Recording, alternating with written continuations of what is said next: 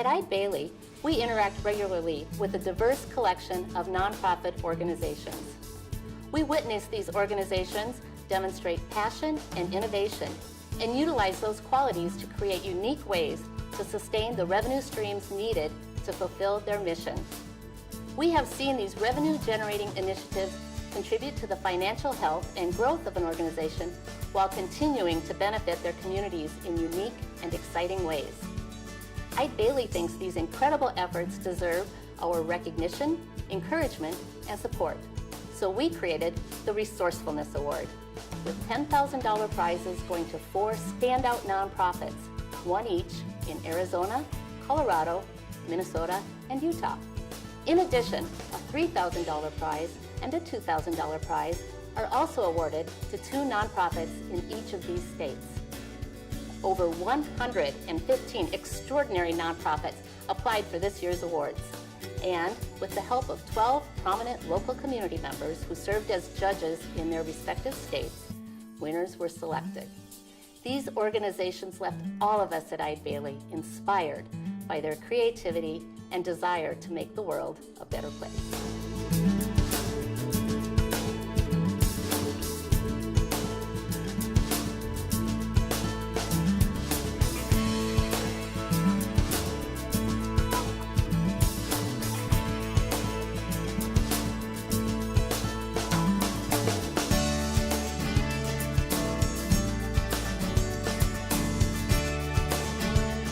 Fuente Home was established over 30 years ago in Colorado's San Luis Valley as a response to the high rates of homelessness found throughout individual communities.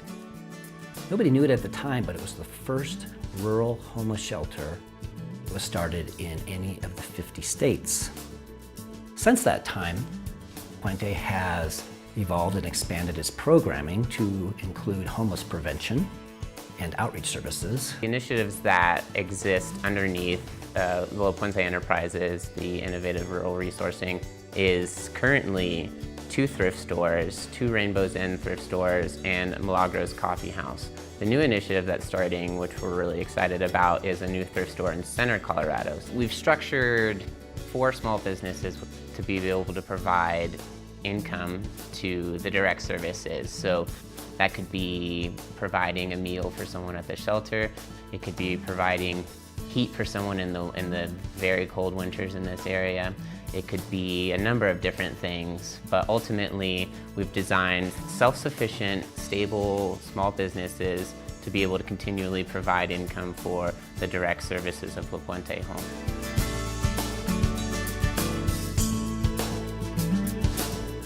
So we came up with this idea that we called Symphony Sampler, where we would, in essence, sample our next season for people to give them a taste of it.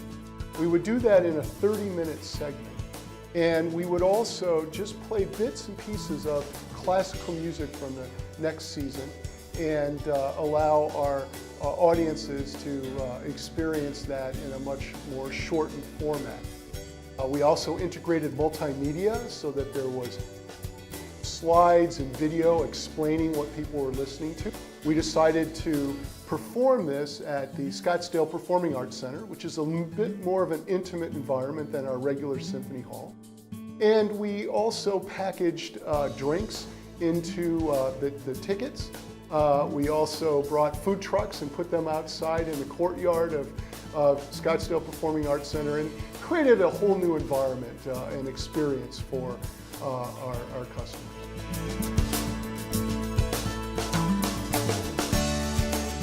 Spark Y is a nonprofit, and our mission is to empower youth with hands-on education rooted in sustainability and entrepreneurship. We do this with 3 programs: school partnerships, where students learn about sustainable systems for credit in the classroom; a summer internship, where students engage in entrepreneurial and community projects that are on a deadline and a budget; and by walking the sustainable talk at our Urban Ag Lab here, our 3rd program, which sees youth working in a job, growing produce to sell to the local community.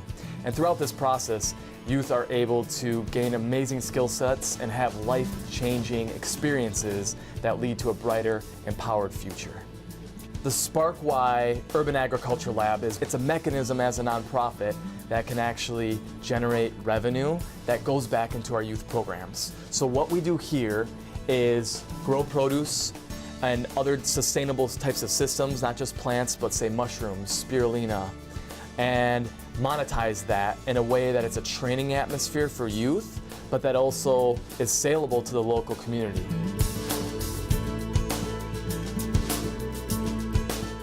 Utah Youth Village is a charity that takes care of troubled children, that provides services to families who are challenged with kids who are really difficult. Historically, we've provided group homes and treatment foster homes. We've gone into families' homes with our Families First program and helped train parents how to deal with very difficult kids. We got the idea of opening a private pay school, and that's what Alpine Academy is. Alpine began as a 32 approximately acre piece of ground that had one home on it, and that was about it. So that has now, over the past 12 years, turned into 7 homes. This building that we're in now, the school that we're in, a clinical building that is just to the west of here, and then a large PE facility, a fitness and arts center that is also on this campus. We also provide equine therapy here, and so we have barns and arenas and horses.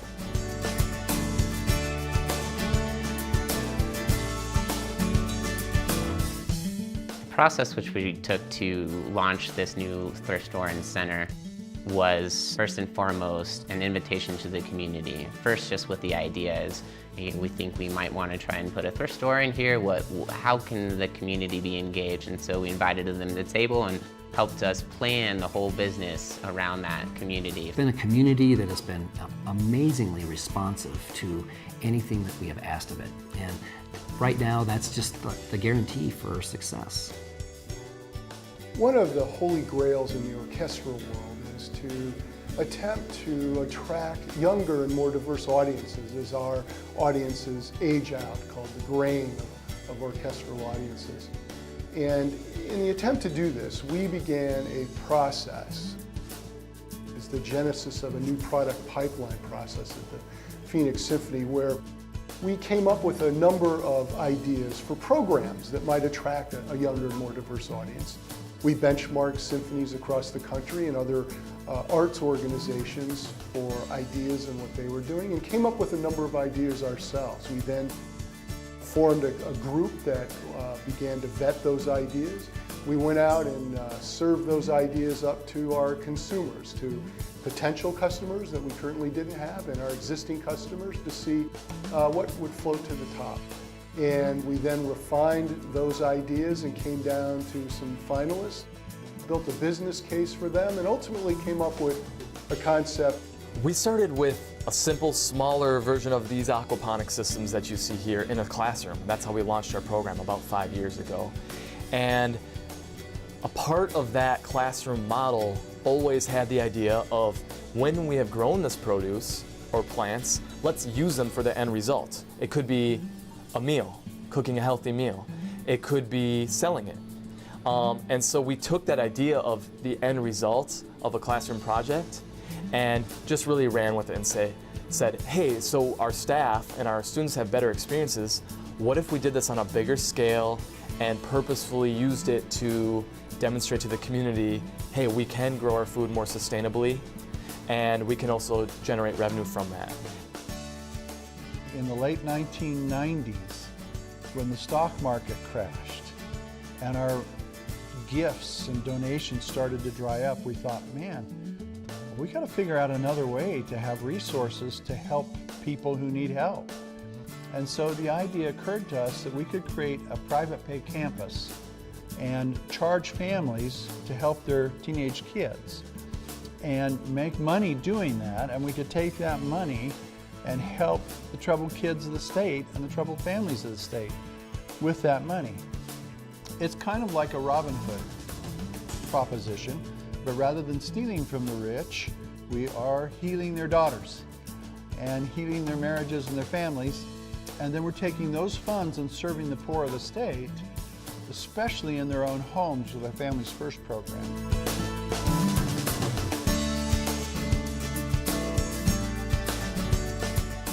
The advice that I would give to others who are looking at a social enterprise venture would be work hard to get the best location possible, just like any other business. Find business experts to be part of your team who is working towards success. And as you develop your plan, do something that carries minimal debt so that if it doesn't work out, it doesn't injure your organization. Also, don't forget the powerful marketing that will come to the other aspects of your mission if your effort is successful. People will learn about your programs and your services and want to volunteer and find other ways to contribute. Well, any new revenue generation initiative requires a level of risk. And my advice is to embrace risk. It's very difficult for companies in the private sector, let alone nonprofits, to really embrace the level of risk that's necessary for change. And any kind of disruptive change requires an adoption of risk. And so to really break through and create a truly incremental revenue stream, you got to take a chance to do it. You've got to be able to accept risk. And so whether you're in the private sector or nonprofit sector, management, boards, and to a degree customers have to embrace the ability to plan for risk. If you're in the nonprofit world and you're considering new revenue generation initiatives, the first thing is make sure it still aligns with your core mission. Usually that comes in a few ways. It's engaging the right stakeholders that also win from the partnership and are seeing and perceiving value in that partnership and are willing to pay. Also, do a traditional kind of business proposal or business plan layout. So really think about the operational, the financial, the marketing, and the fundraising implications of what you're endeavoring to do.